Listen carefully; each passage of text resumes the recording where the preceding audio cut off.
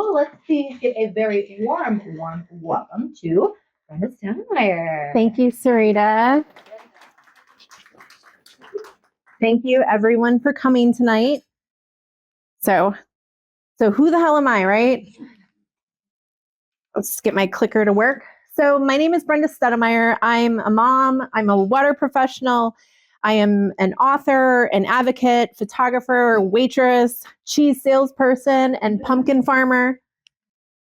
Wow. So I worked at Madison Metropolitan Sewerage District for 5.5 years. I was at another wastewater plant up in Door County for 6 months before that. Now I'm a training specialist for all the drinking water, wastewater, plumbers, well drillers, some of the engineers around the state of Wisconsin.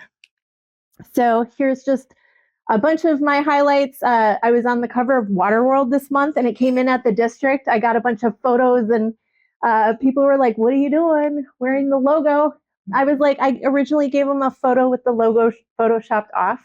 But then they published a higher resolution that had the logo on, and Dundee's like, nice cover. And I was like, oh, the PR people are going to have a field day with this one. But maybe you saw me on the bike trail that goes past Nine Springs. I was on the bike trail for a while with a well sample that was dirty when you have that little bubble. We contaminated somebody's well. And I thought that was funny that they used that for a billboard. But most of the people didn't know what that photo actually meant. So for the last 18 years or more, I have been researching fluoride and its effects on our health. So it started around 2006. There was a study out of Harvard that found that boys drinking fluoridated drinking water in the United States had a higher risk of developing bone cancer or osteosarcoma. And my friend Frankie was diagnosed with bone cancer, and he passed away in 2010. And I started to research this because my son Hayden was in the age range that they found was where the window of harm or susceptibility occurred. And they've done other studies where they have not found that harm.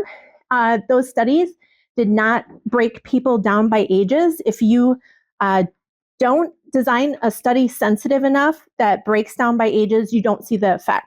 So a lot of fluoride promoters have been, talking about these other studies that don't find the effect. It's because they didn't break it down by age. So in 2013, I took the issue to the Green Bay Water Board or the Water Commission, and they kind of just, poo-pooed me, and I'll get into that a little later. And then in 2016, we petitioned the US EPA.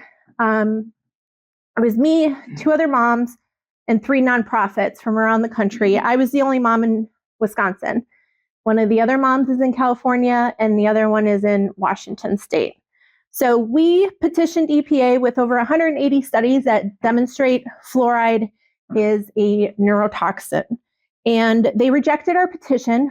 We knew they would. We had an insider at EPA that kind of coached us on what to do. So we used TSCA Section 6A, 21-6A, and he said, this has never been done before. You guys should try it. And we ended up winning in 2024. So the judge ruled in 2024 that fluoridation at 0.7 milligrams per liter, which is the level that we're all drinking in Madison, it poses an unreasonable risk to injury to health. And now in 2025, I just contributed a chapter in a new book with 36 other authors. You can look at it. You don't have to buy one. You can just look at it if you want. So there's a bunch of, Aaron Brockovich wrote a chapter in here. There's a bunch of medical doctors, dentists, PhD scientists, and we all wrote like a 10-page chapter, and we put it together. You can start anywhere in the book and end anywhere in the book. You don't have to read it from the front to the back, but it does kind of chronologically tell a story as well if you do start from the beginning. And it starts with the nuclear weapons manufacturing and the Manhattan Project. So if you guys aren't aware, that's originally where fluoride came from. And also PFAS came out of that same program. Where'd you meet Dave Asprey? In Florida. I know, I'm sorry, I put Dave Asprey on the ad today, and a lot of you probably came hoping you were going to meet him. But I went to like a health conference, and I was like showing him my book. He's like, let's take a picture. And I at that health conference, like Dave Asprey was on like every single person's like marketing materials. And if you guys don't know who Dave Asprey is, he's this like famous like podcaster, biohacker. He's all into like red light therapies. He's gotten a lot of like Botox and work done. So it's not all his biohacking stuff. Got to keep up the image. Yep. So Really 108. he's probably in his maybe 50s, early 50s, I would say. Late 40s. Really? Maybe you're right. Sometimes I'm wrong. So I did put together a website. It's fluoridelawsuit.com/science. And if you took the photo of the QR code, it goes to that website. I have been archiving all of the fluoride research since 2015, because in 2015, the entire United States had to lower their levels of fluoride in the drinking water because too many kids had the spots, the fluorosis on their teeth. So a lot of the promoters will use as a defense that, they lowered it in 2015 and it's fine now. So that's why I put together this website. If you can scroll, and there's hundreds of studies from 2015 showing it's not safe. So I have gotten a lot of headline media attention over suing the federal government over fluoride. Here's one of the other moms that we sued with. This is my attorney, Michael Connett. Here's our attorneys with some of our experts. We had Dr. Bruce Lampier. He was at the UW-Madison Arboretum last month doing a presentation for a bunch of the UW-Madison doctors and the Physicians for Social Responsibility. And he was presenting on his research. I think I steal some of his slides in this presentation, and there'll be a QR code that goes to his presentation. Come on in. This is Dr. Chris Kammer. He's a local dentist. He's one of my friends. He's my dentist too. Oh, he's great. Thank you. You're like a celebrity. Wow. So for our lawsuit, we got to depose a lot of the experts. We got to depose CDC, EPA, FDA, NSF that puts their certification on the chemical. We got to depose the American Academy of Pediatrics. They sent a representative. We got to depose the chemical companies. So when we deposed CDC, they said that there is no benefit of exposure to fluoride for a developing fetus or an infant before their teeth erupt in the mouth.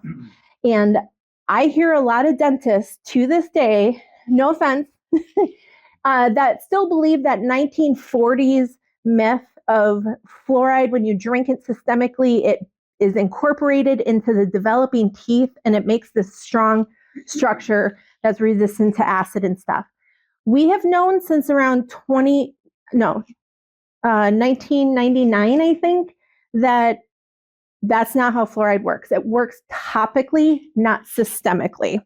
So CDC admitted that in the depositions.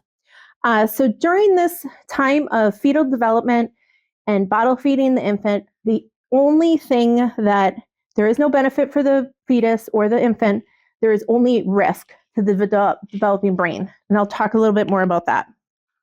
So EPA, when we deposed EPA's experts, all of them said, yes, fluoride is neurotoxic to the brain. We do not know a safe level. So EPA could not put their scientists on the stand, right? Because they would lose.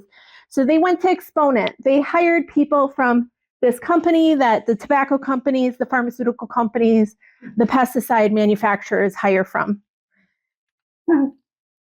We also got to depose the expert on fluoride preventing tooth decay, Gary Slade. He is a researcher out of North Carolina. And one of the first questions my attorney asked Gary is, show me a randomized control trial showing that fluoride is beneficial to teeth. And he couldn't provide one. There's never been a randomized controlled trial showing a benefit. All of the studies that have been done showing benefit to fluoride have been unblinded by these dentists that wanted to show their program worked. So he is doing, the defense is, oh, we couldn't do a blinded study before. It was too hard. It was just unethical. Well, he's doing the first study right now. It's called the Water Best study. So we're waiting on those results. So he's basically giving these children, like infants, fluoridated or non-fluoridated water. They don't know what they got or have. And then in that study, they tell the parents, you cannot use this water to mix your infant formula for your bottles. It's only for their sippy cups and drinking, which in the real world, people are using the tap water to mix their infant formula. And the reason that they don't want them to use the fluoridated water for the formula is because the babies have a risk of overexposure.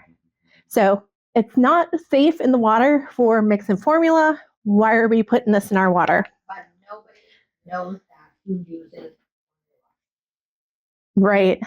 And there are some utilities, like Milwaukee has a warning, an infant warning on their consumer confidence report. How many of you guys even know what a consumer confidence report is? One person. So your water utility sends you a CCR every year, and it has a list of all your contaminants. If you're a renter, it goes to your landlord. It does not come to you. You have to go to the utilities website, and you can find it on there and download it and look, but it'll have the infant warning on there. And then also, if you're a renter, your landlord a lot of times will pay your water bill for you, so you never see the water bill either, so you don't get the memo. So in 2024, we got our verdict by Judge Chen. And I hear over and over, well, he was just a judge. He's not a scientist. He can't really determine science. He doesn't understand science. Well, the thing is, asbestos, arsenic, or asbestos, think of all these things like over history, lead, all of that stuff was determined by a judge. It was because of litigation that policies changed. The EPA, CDC, they didn't just willingly change their policies because science showed that something was harmful. It was always because of litigation, and there was always a judge that had to make the determination. So that's what we did. It drives me crazy when I hear that all the time, but through history, we've always had judges judging this, and then it takes a little while for, change to actually occur. The government kind of works or moves at a snail's pace, I always say. So, the verdict that plaintiffs have proven by a preponderance of the evidence that water fluoridation at the level of 0.7 milligrams per liter, the prescribed optimal level in the United States, presents an unreasonable risk to injury to health. That sounds like it should be the ending, right? So this is how I start my chapter of the book. So this, let me start this over. That sounds like it should be an ending, doesn't it? The death knell of fluoridation. Apparently it isn't, not yet, because the foot soldiers in the fluoridation army continue their assault on the people with gaslighting, name-calling, disinformation, and falsified data. But perhaps I should begin at the beginning, and that's what I'm going to talk about tonight. So fluoridation is not required by the EPA. It is prohibited by the Safe Drinking Water Act because they do not allow the public drinking water supply to be used as a vehicle for medication. So that's why it is made up, the decisions made by the local utilities or municipalities or state, not at the federal level. So I want to kind of talk about the different forms of fluoride. So fluosilicic acid is what is used in our drinking water. It's an industry byproduct of phosphate fertilizer industry and aluminum manufacturing. So it's captured in the smokestack wet scrubbers because fluoride historically has always been a huge pollutant to the environment. You know, back in the 1800s, even fluoride was a huge pollutant because they used it for metals manufacturing and processing of metals. It would cause problems with crops and animals. And, you know, they think the Denora, Pennsylvania, that smog that killed all those people, a lot of that was a fluoride. Remember, we had the hole in the ozone. That was a fluorinated compound. PFAS, that F in PFAS is fluorinated. So that's a fluorinated compound. Fluorides are many, many different compounds, and they're used in industry application. But I always hear the dentists and everybody talking about, you know, fluoride's this naturally occurring mineral. That is calcium fluoride. It's found in rivers and streams and lakes and naturally in our wells and all that. That is not the same as fluosilicic acid. This substance contains lead, arsenic, it can have mercury in it, aluminum, and there's no safe level of lead or arsenic, and we'll talk about that later too. And then typically dentists use sodium fluoride and the stannous fluoride, and then the fluoride that you use, what is it? Silver diamine fluoride. Yes. So there's different substances, different forms of fluoride. But they say, well, when you dissolve the fluosilicic acid in the water, it just becomes fluorine ions or fluoride ions. Yes, but there's also other stuff in there too, like the arsenic and lead and all that. So, you know, do we really want to drink China's air pollution? Because a lot of it is coming from China. It's coming from their wet scrubbers. And this is the label that is on, I forget which utility this is on, but Janesville? I don't know. But this is the label. It's very corrosive. It's very corrosive to the room that they store it in. It says danger, harmful if swallowed or inhaled, causes severe skin burns and eye damage, causes serious eye damage. Granted, this is the non-diluted form. It's, you know, the barrel that comes off the truck before they dilute it into our water. But still, when you look at the room and you see how it etches the glass and it pits and puts holes in the floor, it'll eat out any of the electrical system or the control panels or the electrical panels, all that stuff. So it's very, very toxic to handle. It's toxic for the operators. There's a couple different, Why do they call it fluoride when it's actually this fluorosilicic acid? Yeah, we should call it fluosilicic acid. And I've noticed that in Florida, where they've banned fluoride for all the drinking water, the advocates that were working on that were very good at always calling it the fluosilicic acid. Do you want acid added to your water? You know, but fluoride has such a nicer ring to it, you know? So there's multiple different kinds of fluoride compounds that they can use. Madison uses the fluosilicic acid. There's also sodium fluoride or sodium fluosilicate. I can't even say it. So some of these are liquid. Some of them are like a solid form. This is one of the local utilities. This is kind of what the equipment looks like. You can see how it pits all of the cement. This is the bag that it comes in from China. You know, rinse mouth if swallowed, get emergency medical help immediately. If it's on the skin, wash with plenty of water, all this stuff.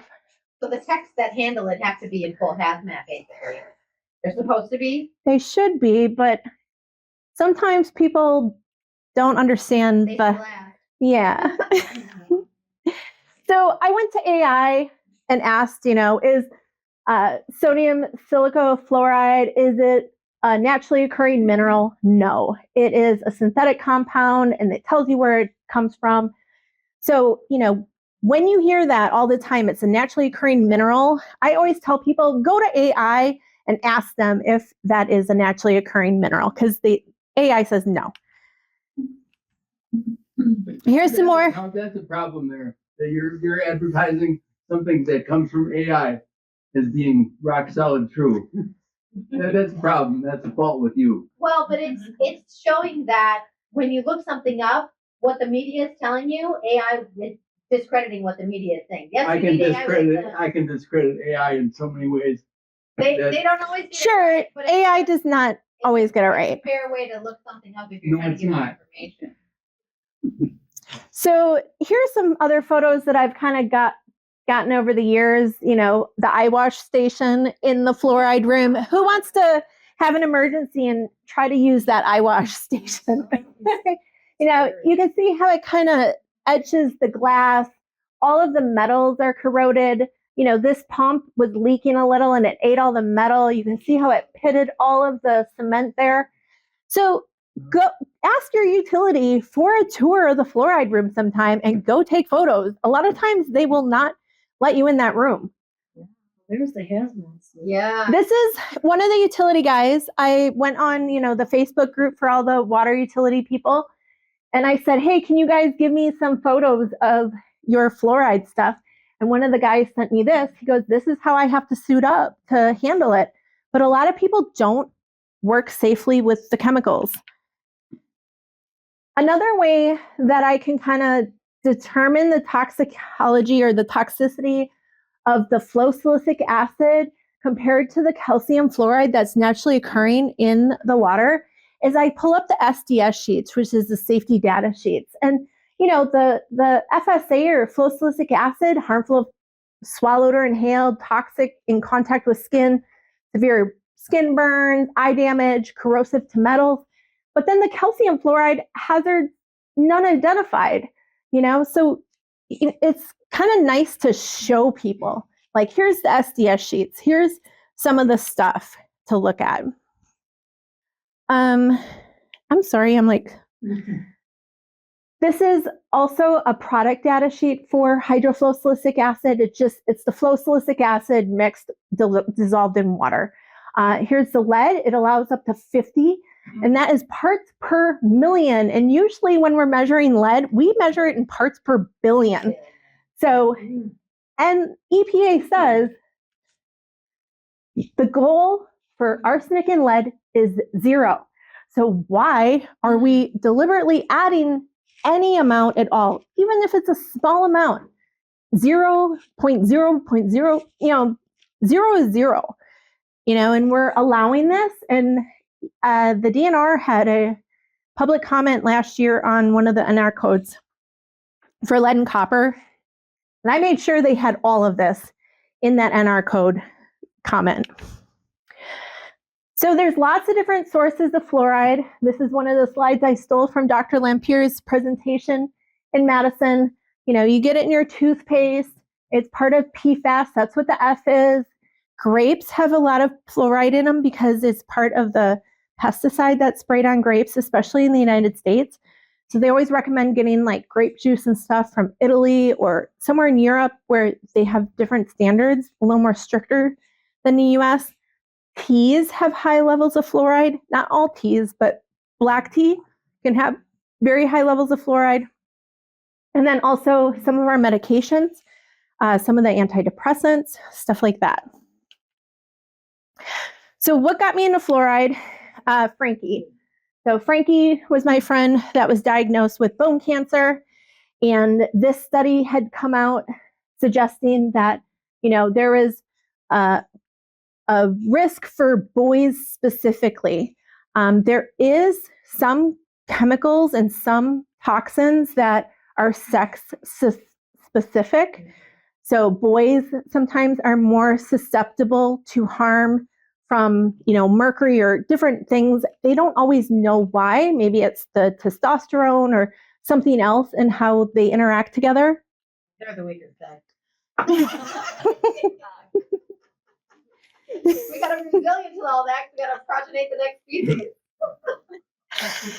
So remember how I said that I took, you know, this study and I went to the Water Commission of the Green Bay, the city of Green Bay, And this is just the meeting notes. So I said, this fluoride is different from pharmaceutical fluoride found in toothpaste. It's scraped from smokestacks. It causes cancer, osteoporosis. And then Matt Crespin shows up. Also, so he came from Milwaukee to Green Bay. People from Madison came. It was really weird because, for me, I've never publicly spoken a meeting before. I never even attended a meeting, so I didn't even know what the procedure was. So I didn't have a nice written out statement or something. I just had my studies. And I said, I don't want this in the water. I think you guys should look at the studies and we should stop putting it in since we're spending money on it. And Matt Crespin had the nerve to say, these studies have been done in countries with 400 times the fluoride that the water utility uses. And I was like, what are you talking about? I'm talking about this study from Harvard that was done in the United States. But this is just like the gaslighting and the lies that I've had to dealt with over and over and over. Matt Crespin also runs Children's Health Alliance, and they work with all of the children's hospitals in Wisconsin and the dental associations and the universities. So whenever Matt writes a letter to Green Bay or any of the other municipalities saying you need to keep the fluoride, he puts all of them on there. So I just look like some kook and he looks like some, somebody with credentials. Delta Dental, that's a huge dentist insurance company. They got money. Yes. So a lot of times they say that Anago, Wisconsin took out fluoride and their tooth decay skyrocketed and they put it back in. What happened in Anago was that there was a RN, Isabel Jansen. She found that heart disease death rates had skyrocketed. They went up when they started to add fluoride. What was funny is that I found an article from 1954, and it was about Grand Rapids, Michigan, the first city in the United States to start adding fluoride to the drinking water. And they were saying that the deaths due to cancer, heart disease, diabetes, all this stuff was way above the state average after they added fluoride. And they were trying to find out why. And this article says that they put a grant, I don't know where it is. They gave funding to a grant to study it. And I've never seen that study. And I contacted Grand Rapids Health Department and asked them for that study. And they laughed at me and they said, we don't have any study like that. And I said, well, what's your tooth decay look like? And they said, well, we still have tooth decay. We've been told that the dentists back in the 1940s and 50s, when they started to do this, they promised that, you're not going to even need us in your community if you add fluoride. Well, tooth decay is still today the number one chronic disease in both children and adults. There's still emergency dental surgeries in low-income people in fluoridated communities. So it hasn't really, lived up to the reputation that in the stories that they told us. And Isabel Jansen, she wrote a book. I went to the Madison Historical Society on State Street, and she has a whole box of all kinds of documents and stuff, which is really fun. I went through for weeks and scanned in and digitized a lot of that stuff. Mm-hmm. So where's the science at? This is probably a little hard to see in the back. There was a study last year done, I think this is last year. It's hard to remember what's 2024 and 2025 now. But they went and they tested U.S. children's urine for fluoride.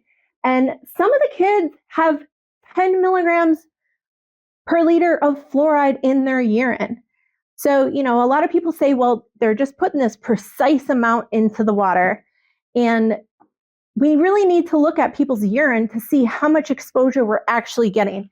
And they found that Black boys have the highest level of fluoride in the United States. And that's a study that I have on my website. They also found that infants that are drinking the formula mixed with tap water have 70 times the amount of fluoride than breastfed babies. The National Toxicology Program of the U.S. government did a systematic review on fluoride, and these they kind of put together different studies based on the level of fluoride. And we have, 13 studies that were done at 0.7 or below. And then we have some other ones that were done at higher levels. A lot of the promoters of fluoride always focus on, these studies that were done at the levels above 1.5. I like to look at the ones that were the 13 that were done at 0.7 and below. I don't know how I did that. Another thing that was really heavily discussed in our lawsuit was that during the 3rd trimester of pregnancy, women's urine have very high levels of fluoride. This is a chart where this is the fluoridated women and the non-fluoridated women. A lot of them in the fluoridated had 2.4 milligrams per liter of fluoride, which they're adding 0.7 to our drinking water. And the reason that they think that this is so high during this time is because the baby's bones are starting to develop in the 3rd trimester. So mom releases all of the fluoride from her bones and then doses the baby at a higher amount. This is just, CDC, they need to take down this stuff. I forget which year this was, they put this together, but this is not how fluoride works. It does not build strong teeth as your teeth are developing. I see Wisconsin DHS use this graph. I see lots of local health departments use this today. And this is just a deposition, where we have not found evidence that supports a benefit to a child if they're ingesting fluoride. We've known fluoride is a problem since 2006. The U.S. government put out the National Research Council put out a review on EPA standard of fluoride, and I have it out there in the hall. And they found that there's all these research gaps. They were actually really shocked that we've been doing this thing for over 70 years, yet we don't know what it does specifically to the thyroid and the bones and all these body parts. And they said specifically they were concerned with what it does to the brain. So Look, that's why. Seeing through the bullshit. So I went and I took a normal school day and I added up all of the sugar just from the breakfast program at school. And they have over 50 grams of sugar in the breakfast program in most of the schools. I saw even up to 70 grams of sugar. The World Health Organization and the American Heart Association say no more than 25 grams of sugar for the whole day. So we're feeding kids tooth decay, and then we're crying. All these school nurses show up and say, you can't take out fluoride. You're going to hurt all these kids that really need it. But nobody's crying about this, and this is where the problem is. So here's just a little chart of fluoridated and non-fluoridated countries. Tooth decay has dropped over the years in both. It doesn't matter about fluoride salt, fluoride water, or no fluoride at all. And then I have these books out in the hall as well. And these kind of go over the history. The Fluoride Deception is Christopher Bryson's book. It goes into the nuclear Manhattan Project and how fluoride was making the employees at DuPont have mental confusion and central nervous system damage. The U.S. government got wind that, they're making their bombs to drop on Japan, and all these people, they were worried about having litigation or people hurting themselves on the job. But also the farmers were really upset because when the smokestacks would blow towards their crops and stuff, it would cause blight, and it would also cripple and harm their cows and animals. And the U.S. government then said, well, we got to find a benefit to, they found it was actually the fluoride, not the radioactive materials that they were using. So they needed to find a benefit to fluoride. And so that's what this book goes into. And then Dr. Paul Conant, he put a nice little book together, The Case Against Fluoride, that I think is out there as well. So this whole program is pretty much backed by the dentist, except for you. So, the biggest promoters of fluoridation and the biggest, I think, profiteers of it is the American Dental Association. So they get money from, putting that stamp of approval on the toothpaste that says ADA. What does it say? ADA approved. Yeah. So you have to have fluoride in your toothpaste to get that little stamp of approval. But then also the dental sealants and all of the fluoride toothpaste. The fluoride toothpaste, I think it's a $23 billion industry just for the toothpaste alone. So the Wisconsin Department of Health Services has this really nice website where they have all about fluoride, and they say, it's a mineral that works by stopping even reversing tooth decay. This website has absolutely no citations on it. There's no primary research citations. To me, it's just marketing materials. This is our lovely Wisconsin dental director. He got an award from ASTD for his efforts to promote water fluoridation in 2021 after I brought it to Madison to try to get rid of it, and they rejected me. When the neurotoxicity studies started to come out, him and some of his other people, they wrote complaints that were defamatory on the researchers that were doing the neurotoxicity research. There were 7 institutions that got the complaints, and that basically halted all fluoride research for something like 6 months. Those researchers could not get into their emails, they couldn't get into their labs. And, it was on behalf of, this guy and his little army of dental people. What was his name? Russell Dunkel. He's the state dental director. And he's 70-something. I wish he would retire. He's pretty old. I feel like he's just staying in it just because he despises me so much. Now he looks like he's on his way out. This is a common promotional piece DHS uses. None of the citations were even in the last decade. The most recent one, I think, is in 2000, 2012, 2006. So none of this stuff has the neurotoxicity stuff in it, and they don't want you to know. So how many of you guys know what Unbiased Science podcast is? I thought some of you know, because they put out podcasts on vaccines and fluoride. So basically, when I was asking, Green Bay to get rid of fluoride and Madison, our Cora Foundation, they promote fluoride. They're like a nonprofit, whatever. So our Cora, I can't talk anymore. They were basically concerned with all the communities getting rid of fluoride and stuff. So they wanted to team up with some PhDs and doctors so they could start promoting the benefits of fluoride. And Unbiased Science is one. Here, they were looking for podcasts and MDs and PhDs to team up with because Monroe, Wisconsin wanted to get rid of fluoride. And then they took a grant. So Unbiased Science got the grant, and then they put all of these nice materials together and put them all over Blue Sky and all the social media stuff. But it's all propaganda. Studies assess unrealistic dose levels, testing areas with 5 to 20 times higher fluoride than actual water fluoridation. The neurotoxicity studies we used were all done at 0.7. That's what won us our lawsuit. But it's these lies. And, a lot of people think, the scientist that runs Unbiased Science, she's so smart and pretty and she knows what she's talking about. So it's just a distraction. It's not true. So the fluoride ship is sinking, but the ADA is still on board.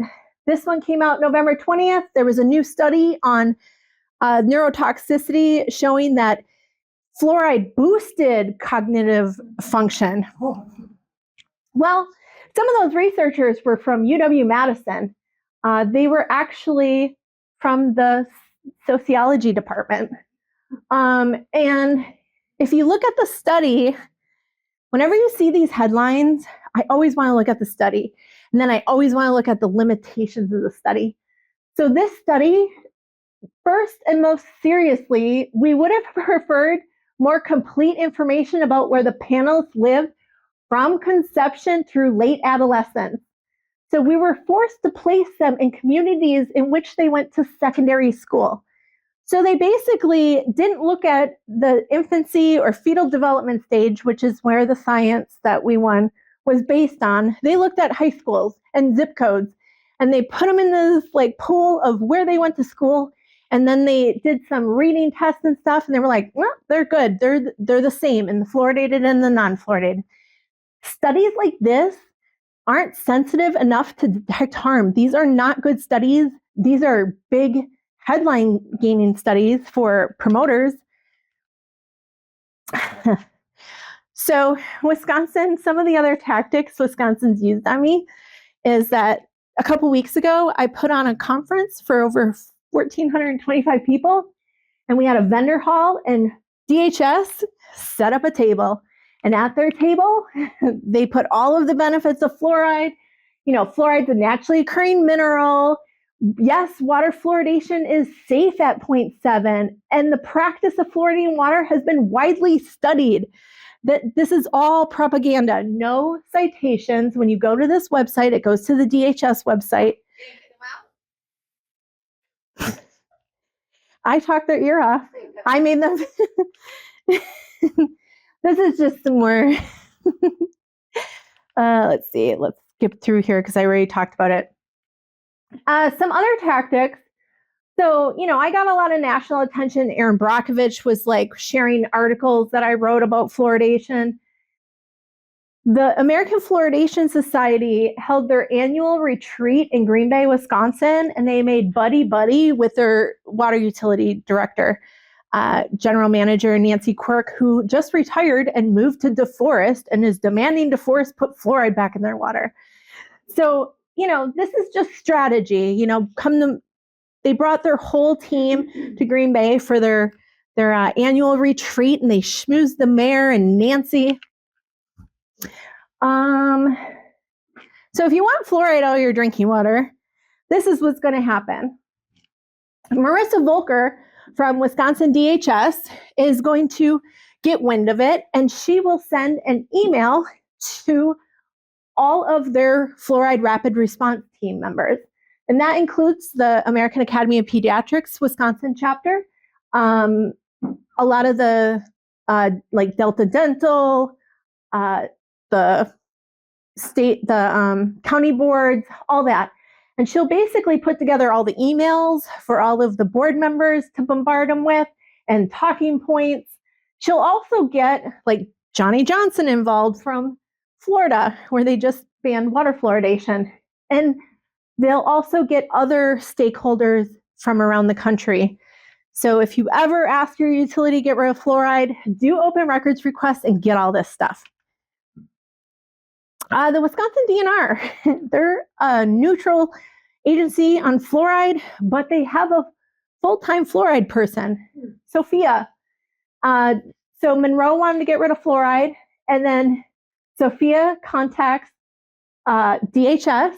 You know, Monroe wants to discontinue fluoride.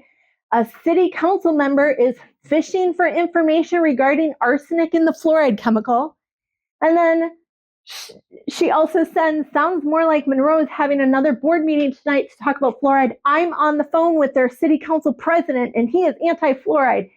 He is more pissed about people, not even from Monroe, calling in on their board meetings to voice opinions. He brought up 3 pro-fluoride activists that called in on that board. They came from Florida, all over the U.S. to, you know, talk their talking points. And this is my favorite one, Johnny Johnson. He takes this is one of his slides from Monroe. Cochrane Review. Cochrane is like a very esteemed research collaboration group that does systematic reviews on different, you know, chemicals and stuff. And they did a review on water fluoridation. And Johnny says, you know, their review confirmed that fluoridation reduces tooth decay. And the report was that they had clear findings that fluoridation appears to offer good value for money. And it's greater benefits Cochrane would have found even greater benefits if its selection criteria for studies were less rigid. So basically, if they allowed more like garbage studies in, it would have been more beneficial to them. But the authors of Cochrane were actually, the conclusion was that contemporary studies indicate that the initiation of community water fluoridation may lead to a slightly greater reduction in DMFT, which is decayed missing filled teeth, and may lead to a slightly greater increase in the proportions of caries-free children, but with a smaller effect size than pre-1957 studies. There's insufficient evidence to determine the effect of cessation of community water fluoridation on caries and whether the water fluoridation resulted in a change in disparities in caries according to socioeconomic status. We found no eligible studies that reported caries outcomes in adults. So, this is how he spins this. At Green Bay also, Tuka Zokai showed up, and the Green et al. Study was done at 0.6 milligrams per liter, slightly lower than the 0.7 that's added to our drinking water, found neurotoxic effects. And she said, we welcome, the new Green et al. Study from 2019. These are talking about higher fluoride levels than exposure than what we see in water. No, it's not. And she's from the American Dental Association, and she zoomed into Green Bay, and this is just how they mislead and they gaslight over and over again. The head of CDC, he said the same thing, that these studies were done at much higher levels than the 0.7. That's not true. This is another guy that wrote a letter to Green Bay, and he said that removing fluoride will result in at least one additional filling per person per year. And he was from Missouri, and he had his entire staff send emails and letters. There was like 6 of them just sent by his staff to Green Bay. So Johnny, when Madison wanted to get rid of fluoride and there were meetings, he brought in 131 people to support fluoride while the opposition had 18 people. We had medical doctors, a toxicologist.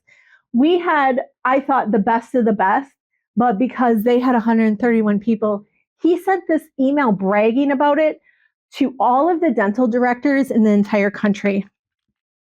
And he also highlighted that the NTP did not find a relationship between neurotoxicity, that National Toxicology Program systematic review that the US government did, finding fluoride is neurotoxic. He said they didn't really find a relationship at the levels we use for water fluoridation. But what the NTP actually said is that several of the highest quality studies showing lower IQs in children were done in optimally fluoridated areas in Canada, but the individual exposure information in those stories, as documented by repeated urinary measurements, suggests widely varying total fluoride exposure from drinking water combined with exposures from other sources. So many of the urine the measurements that they were taking, they were higher than what you would expect from somebody living in 1.5 milligrams per liter community. So once again, it's just that earlier slide where the women during pregnancy are releasing all the fluoride from their bones. So they're actually having much higher levels in their urine. This is another slide Johnny loves to use. These people, this one and this one died from not having fluoride, he says. He says that if you take out fluoride in your community, you're going to have more deaths from a lack of fluoride. Even though both of these people lived in fluoridated communities, this boy, Demontre Driver, he didn't have access to dental care. And that's a big problem, even in Wisconsin. So North Dakota, I think it was North Dakota, wanted to get rid of fluoride. And one of the board members of this community sent an email to this guy, Jim Kershaw, asking about a bunch of a presentation that this Jim, who is a water guy, did. And this is an internal email that board member did an open records request on Johnny and this guy. And he got this email and he read it out loud at the board meeting in front of Johnny. I thought that was so good. But basically, Johnny made this presentation for this water guy to do, and then the what was his name? The village board member then wanted some questions answered. And so this gym guy was like, Johnny, these are some questions that he had. And he's like, can I respond to that sea sucker? But it was funny, and it's all on video. So Dr. Chris Kammer sent me a study from the ADA, the Journal of American Dental Association, a couple days ago, about the value and the benefit of fluoride. This is Kumar. He was one of the authors of that study. We got to depose Kumar in our lawsuit. We cannot release that deposition. I wish we could. He retired now, and he's still conducting fluoride research. That just came out in that journal. But basically, Kumar has made his entire career promoting water fluoridation, pumping out research on water fluoridation. And there is an army of attorneys that won't let us release that deposition. He did his own systematic review after the National Toxicology Program found evidence of neurotoxicity. He did his own systematic review. It didn't find neurotoxicity, but we got to depose, and we got open records of his internal emails. He actually did find evidence of neurotoxicity, and he had them change the methodology of that study. And then he had them also delete a chart or a graph in that study as well, because it would have been too confusing to the readers. So this guy is a little snake. Why can't you release his deposition? Release. They made us sign the state of California because he was their dental director at that time. His son is also an attorney, so he had his own personal attorneys there. He had an army of attorneys. He didn't even want us to record the deposition. They fought us on recording it. It's a long story, but he's retired now, and I keep nagging my attorney. I'm like, can we get that deposition released now? Because it's all recorded and on video. So DeForest. Emily. So have you guys seen the headlines of DeForest? They voted out fluoride a year ago. They overthrew some of the board members. They want it put back in. They just on Tuesday voted off the PhD nurse that keeps voting to keep fluoride out of the water. So now they have her replaced with all their fluoride promoters, and they're going to be gearing up again to get it back in the water. But Emily Wade was one of them that, when the meeting started to occur, I was the conspiracy theorist. This is how they treat me all the time. There is no scientific evidence that supports removing fluoride from our water. We must stop this from happening. She was one of the troops that rounded up people. They went door to door knocking for recall signatures for people. This woman has a PhD and works for a pharmaceutical company. And I'm like, just read the science, Emily. This is some of the other tactics they used against us. They made nice little cartoons of us. Here, fluoride bad, something for butt stuff. At least she gave me big boobs, These are some of the other board members. It was just nonstop. They sent complaint letters to my bosses. This is what Chris McDonald sent out before Tuesday's election to get Tashidra Allen. She's the PhD nurse that was on the village board that voted against fluoride being put back in the water. They overthrew her, got her voted off, got her replaced. They voted all the pro-fluoride people in. So it's coming back. This is the pro-fluoride woman that they got voted in. This is another girl that's a thorn in my side, Christina Laurie. It seems like she writes with AI for all of her journal stuff. But she talks about DeForest. This was after DeForest voted 3-3 to not add fluoride. It failed because it was a tie vote. but she like keeps pumping out this stuff from last year. This was like a couple weeks ago she put this out. And it's like, she's just perpetuating these false narratives because that vote from 4-3, that was like over a year ago now. So where do we stand? Because of our lawsuit, the EPA is currently doing a review on the neurotoxicity studies, and they just closed public comment for it.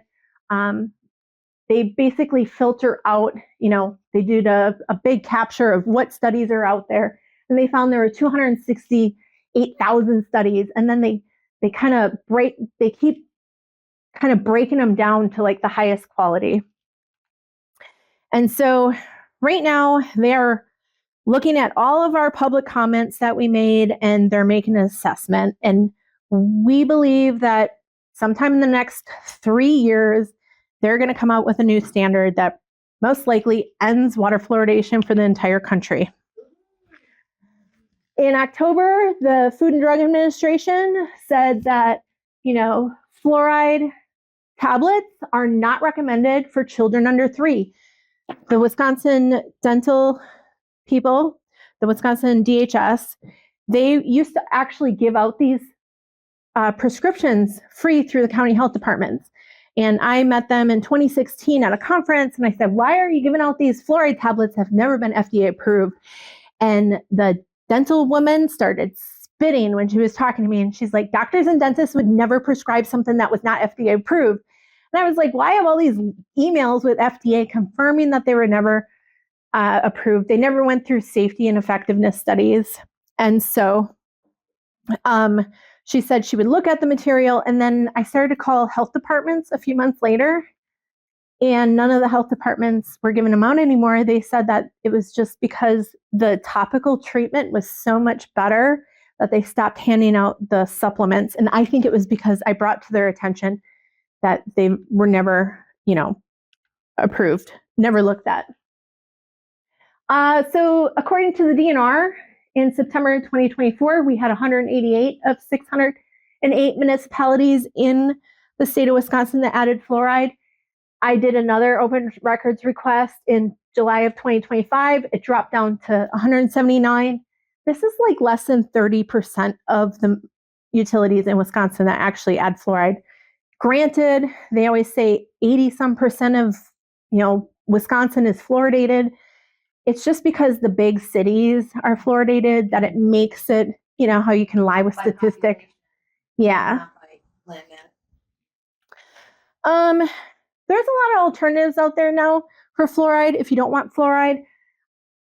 There's this dental hygienist that shows up in the forest, and she cries during the meetings about fluoride is the only tool she has in her toolbox. And, I'm like, there's all these studies. And if I was a dentist or hygienist, like I would always want to be on top of the leading research. I would always want to be up to date on what's out there. So, there's hydroxyapatite. There's the theobromine. That's from chocolate, I believe. It's one of the ingredients in chocolate. I don't know if it's an ingredient or chemical in chocolate, but that's supposed to have protective. There's a bunch of them. Chocolate's good for your teeth. Well, I think it has to be dark chocolate, not high fructose corn syrup chocolate. Natural constituent in it. Okay, yes. Bamboo salt, grapeseed extract, tricalcium phosphate, titanium. What? Yeah, there's a titanium fluoride technology, but there's a lot of alternatives to look at. So my conclusion is be like water, my friend, water without fluoride. And I have my contact information here. Thank you very much. I know some of you were snoozing a little. I always say that I'm going to have a little wall of shame of the people that fall asleep during my talks. Thank you, Brenda. You're not the only one.